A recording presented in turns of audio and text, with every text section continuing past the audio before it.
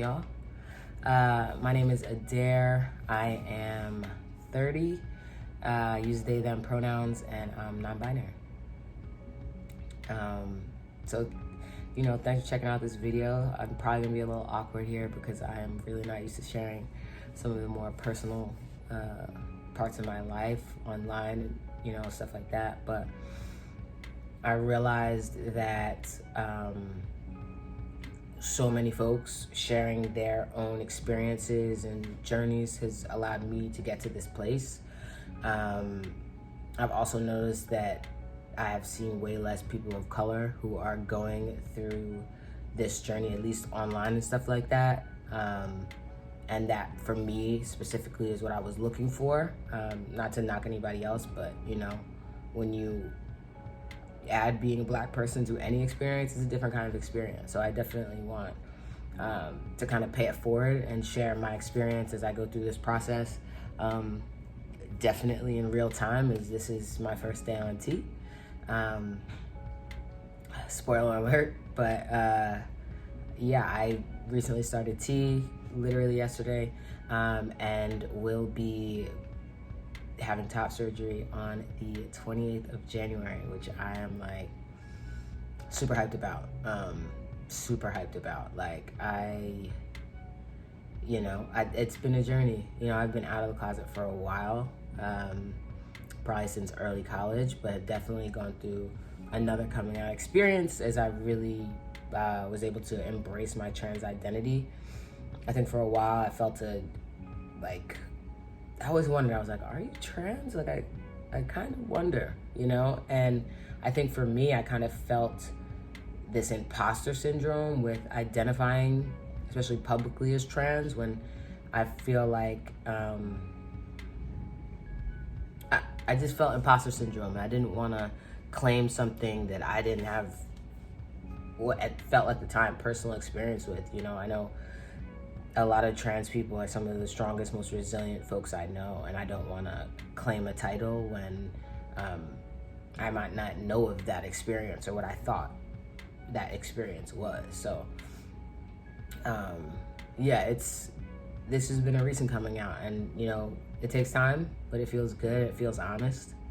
So I'm hype about that. I guess for me, now, like here in Brooklyn, there are a lot of really dope individuals. It's a very open place, and it's allowed me to meet a lot of people that I saw myself in a lot. And I couldn't pinpoint it quite at first, but I can now. And I'm just super excited to have come to the point where I'm, confident, sure, and kind of ready to take that next step. I'd say I've been binding for probably 3 years, and honestly, this quarantine has almost been a godsend because binding is so affirming. I think I wanted to probably cry the first time I put a binder on. I really saw myself in the mirror and saw my clothes fitting the way I hoped they would fit for so long, but couldn't quite place why they didn't. So that was just such an affirming garment of clothing. So I will say that if you're early on the journey, definitely check out a binder. GC2B makes really dope ones, nude colors, all sorts of colors, and relatively comfortable.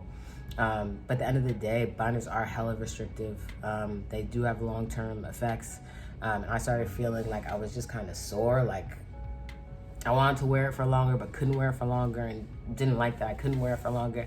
It was just becoming a mess. So this quarantine, the fact that we've been in the house all this time, I haven't really had to wear a binder, but that has not changed the fact that I'm just not with the tits.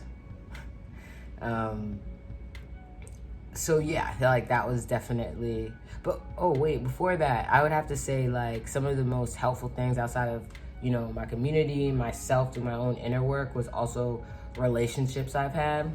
I think specifically intimate partners, especially in more recent years, have, I think, seen what I couldn't put a word for early on and helped me kind of accept myself a little bit more. I remember when my partner was like, what would you think if I just called you my boyfriend sometimes? And I was like, I like that. actually like that a lot. And they also started calling me handsome, which I realized whenever people would call me pretty, I would just be like, I'm not trying to flex. I'm just saying, like, pretty wasn't hitting. I was just like, okay, thanks. Like, I guess that's not really what I'm going for. But I'm telling you, once that first handsome hit, I was like, you might be onto something there. So like, that was just some of those moments in my life that helped me see myself a little bit deeper and have helped get me to this point. But yeah, I'm like super hype. I'm really excited. Fortunately, I have Blue Cross Blue Health insurance, Anthem Blue Cross Blue Health, Blue Shield, Jesus, long ass name, here in New York. And I did have a bit of luckily they're going to be covering it.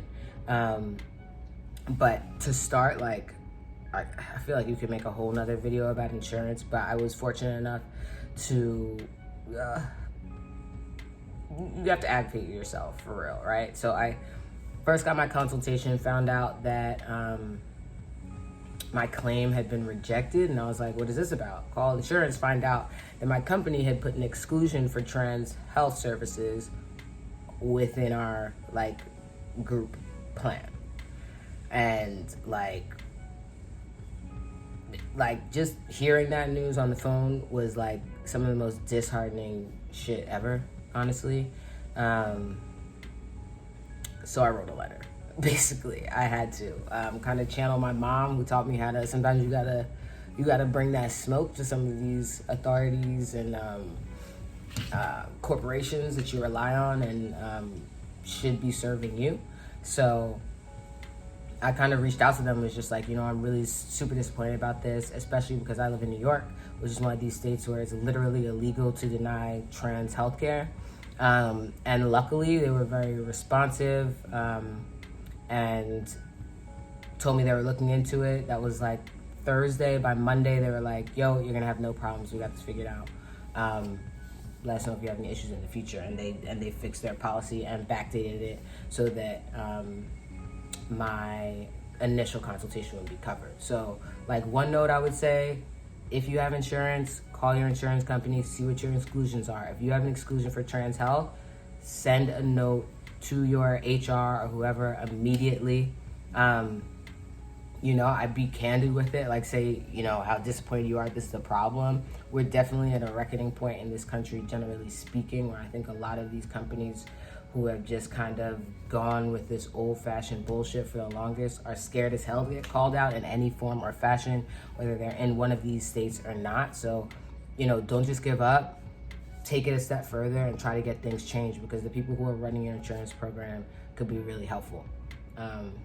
Yeah.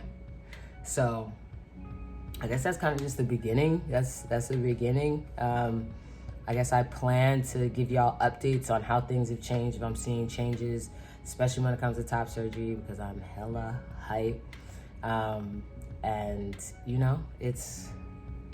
this is just the beginning. I mean, we've been here for a minute, but I'm excited for the next step. And hopefully this can be helpful for anybody watching who's thinking about this, who's thinking about going down that route. Feel free to reach out to me on my Instagram, like wherever. Happy to help. This shit ain't easy for any of us, so would love to be a resource to make it easier for the next member of our community to thrive. More to come, y'all. Thanks for tuning in. Peace.